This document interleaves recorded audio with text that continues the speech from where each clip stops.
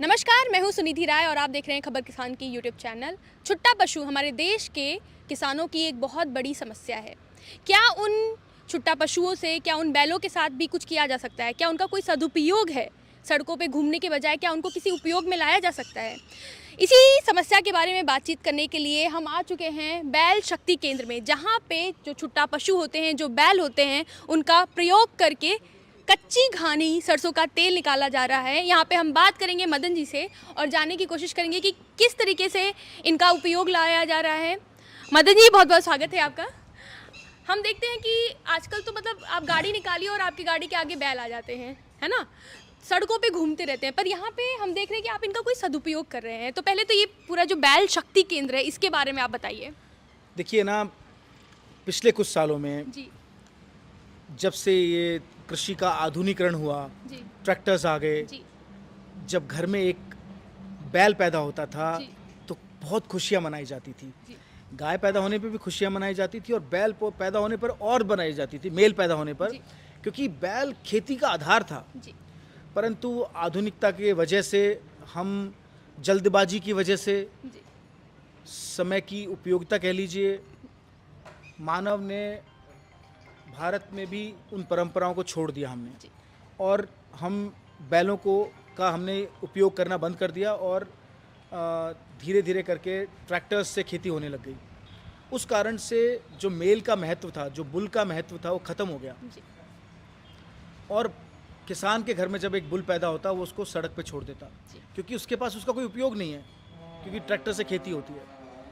और वो धीरे धीरे धीरे धीरे धीरे बढ़ते हुए इतनी बड़ी समस्या हो गई है, चाहे शहर हो चाहे गांव हो, वो एक बड़ी समस्या बन गई है। जी हम नेचुरल ब्रीडिंग करते हैं। जी हर साल हमारे यहाँ पर 100 से ऊपर मेल बच्चे पैदा होते हैं। जी हम नेचर के खिलाफ नहीं जाना चाहते, तो हमने सोचा कि क्यों ना ये जो हम मेल बच्चे हमारे यहाँ पैदा हुए हैं, उन्हें हम बाहर छोड़ नहीं सकते हैं, समाज के लिए समस्या उन्हें बना नहीं सकते हैं, क्योंकि हमें उनसे प्यार है, क्योंकि वो यहाँ पैदा हुए हैं। जी तो फिर हमने सोचा कि क्यों ना इनकी एक्सरसाइज का भी इंतज़ाम किया जाए और ये किसी पे बोझ ना बने।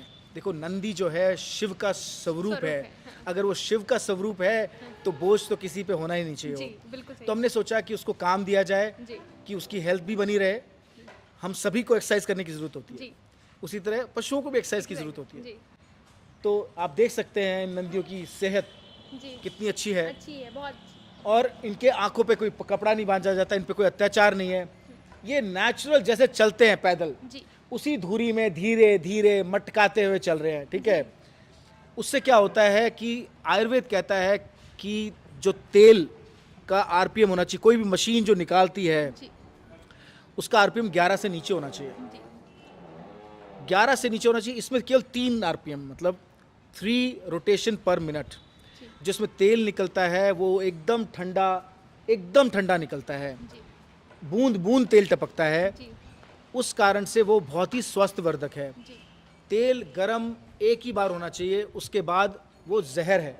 जी तो इस बैल शक्ति केंद्र के द्वारा हम 2 बड़े काम कर रहे हैं। हम भारत के आने वाली नस्लों को स्वस्थ बनाने की दिशा में बढ़ रहे हैं, क्योंकि तेल हर रोज़ हमारे शरीर में जाता है। जो सब्जियां हम खाते हैं उसमें तेल रोज़ डलता है, तो तेल का अच्छा होना बहुत ही ज़्यादा महत्वपूर्ण है। बैल जब इस अपनी शक्ति से धीरे धीरे घूमकर ये तेल निकालते हैं, तो इससे हमारा स्वास्थ्य बढ़िया होता है, उस बैल का भी स्वास्थ्य बढ़िया होता है, उसके लिए एक्सरसाइज हो जाती है, और वो किसी पे बोझ नहीं है, इस गौशाला पे बोझ नहीं है। वो एक कमाऊ पुत्र है, कमाऊ पुत्र है। वो ऐसा पुत्र है जो हमें इस गौशाला को सेल्फ सस्टेनेबल बनाने के लिए मदद दे रहा है, मददगार बन रहा है।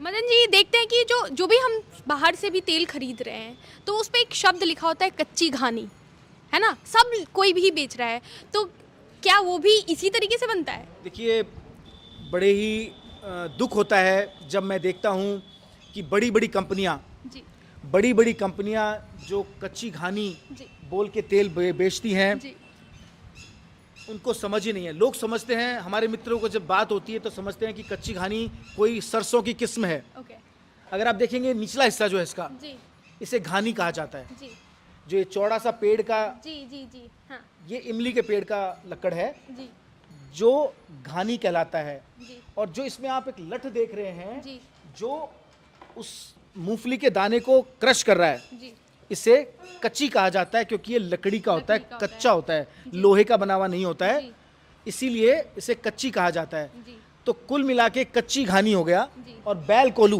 हाँ। बैल कोलू कच्ची घानी, जी इससे कच्ची घानी जो बैल चलित है, जी कच्ची घानी को लोग आजकल मोटरसाइकिल से भी चला लेते हैं, कुछ लोग इसमें मोटर लगा देते जी। हैं जिससे कि ये फटाफट तेज घूमने लग जाए। जी तो हमें ऐसे सब चीज़ों से भ्रमित नहीं होना चाहिए। जी ये देखना बहुत ज़रूरी है कि उसका आरपीएम कितना स्लो है, जी, तभी वो एक अच्छा वर्जिन कोल्ड प्रेस ऑयल माना तैयार होगा या जी। माना जाएगा। जी तो आज आपने भी ये जाना कि कच्ची घानी जो बड़ी बड़ी मल्टीनेशनल कंपनियां भी अपने तेल के ऊपर लिख देती हैं, हाँ पर उनका आरपीएम हज़ारों में होता है। जी उन मशीनों का आरपीएम हज़ारों में होता है जी और वो तेल निकालते हैं, गर्म तेल निकलता है, जी। उसे फैंस लगा के ठंडा करा जाता है और कहा जाता है कोल्ड प्रेस है ये। जी तो ये सर्वोत्तम प्रकार का जो तेल है वो ऐसे ही निकल सकता है। और सबसे बड़े दुख की बात है कि ये गांव गांव में कोलू होते थे बैल चलित, जी ये कच्ची घानी के बैल चलित कोलू हर गांव में होते थे जी। जो अब खत्म हो गए हैं। हाँ, वही बीच के एरा में ये एकदम विलुप्त हो गए थे और आज कई सालों बाद देखने को मिल रहे हैं यहाँ पे, मतलब। और हम यहाँ पर एक बड़ा सेटअप कर रहे हैं, 19 यहाँ लगा रहे हैं, जी। दूसरी गौशाला में 40 बैल चलित सेटअप। कोलू लगा रहे हैं, जी जिससे कि हम ज़्यादा से ज़्यादा लोगों को, ज़्यादा से ज़्यादा बैलों को काम दे पाएँ। और ये पूरे दिन में केवल 1.5 घंटे काम करते हैं। एक बैल एक दिन में केवल 1.5 घंटे काम करता है। जी।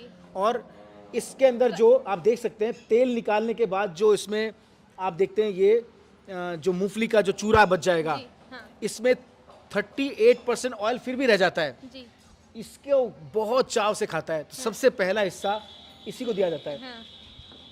अब देखिए रुक गए हैं इनको लग रहा है कि कुछ कार्य हो रहा है रुक जाते हैं। हाँ, तो आप बता रहे थे कि हाँ, मतलब पहला चारा उनको दिया जाता है खाने पहला में। ये जो इसमें से जो निकलने के बाद इसको खली बोला खली जाता बोलते है। हैं, हाँ। तो मूंगफली की खली है, उसमें सरसों की खली है, सरसों की खली तिल है। की खली है, हाँ। फिर नारियल की खली है। सबसे पहला इनके लिए इनाम है, वो इनके लिए एक मतलब अवार्ड है। मैं समझ पा रही सस्टेनेबिलिटी का कितना तरीका था जो हमने छोड़ दिया था, है ना। हम सिर्फ तेल की एक बॉटल खरीदते थे, हमें पता ही नहीं खली क्या होती है, उसका कैसे यूज़ होता है ना। तो ये एक भूली हुई पद्धति थी एक तरीके से कहा जाए, जिसको आप ले आ रहे हैं, बहुत ही सराहनीय कार्य है। इसके बारे में अगर कुछ और आप बताना चाहिए कि देखिए, जैसे मैं ये कहना कैसे कोई डिफरेंशिएट करे। देखिए, हाँ। तेल, हम्म, घी, दूध, हम्म, ये सभी चीज़ें जो हम रोज अपने शरीर में ग्रहण करते हैं, जी ये बहुत ज़रूरी है कि सोर्स देखकर ही लें। जी ये देखना बहुत ज़रूरी है कि क्या जो आपको इसकी सप्लाई करते हैं वो ईमानदार हैं, आपके स्वास्थ्य पे काम करने के लिए जागरूक हैं, वो वहीं से खरीदना चाहिए। जी। और उन गांव के जो गौपालक हैं, ये उनके लिए भी एक बहुत बड़ा अच्छा माध्यम है जी। कि वो वापस से अपनी पुरानी पद्धतियों को अपनाएं जी। और सभी लोग जो उनका घी, तेल, दूध यूज़ करें, जी उनका स्वास्थ्य प्रबल हो, शक्तिशाली हो, वो स्वस्थ रहें। इसी कामनाओं के साथ इसको अपनाना चाहिए। इस बिज़नेस को, इसको बिज़नेस मानते हैं अगर आप, तो इस बिज़नेस को तभी करें, गौपालन तभी करें जब आपका प्रथम उद्देश्य ग्राहकों की हेल्थ को, ग्राहकों की स्वास्थ्य को सुंदर, प्रबल, शक्तिशाली बनाना हो। अगर कोई ये कार्य करना चाहता है, जैसे कि ये आप बोल रहे हैं कि कोल्ड प्रेस ऑयल का ही, तो उसके लिए अगर कुछ संदेश देना चाहेंगे, कैसे शुरू कर सकते हैं? देखिए, आपके यहाँ जो मेल पैदा हुआ, जी आपको कहीं से खरीदना नहीं है। जी उस बच्चे के पालन की जिम्मेदारी भी आपके ऊपर है। जी। क्या आप अपने बच्चों को सड़क पे छोड़ सकते हैं? नहीं। अगर उन्हें नहीं छोड़ सकते, अगर इसे गौ माता मानते हैं, जी। अपने घर की गौ माता का जो मेल पैदा हुआ है, जी उसको सड़क पे छोड़ने का भी आपको कोई अधिकार नहीं है। जी तो ये बहुत ज़रूरी है कि आप उस मेल को पालें, उसको काम दें और वो आपके लिए कमाऊ पुत्र बनेगा। बहुत बहुत धन्यवाद आपका हमारे साथ बात करने के लिए। हम यहाँ पे देख रहे हैं कि कैसे कच्ची घानी सरसों का तेल या मूंगफली का तेल निकल रहा है, और इस तरीके की तमाम अन्य खबरें, जानकारियाँ लेकर हम आपसे जुड़े रहेंगे। देखते रहिए खबर किसान की यूट्यूब चैनल। धन्यवाद।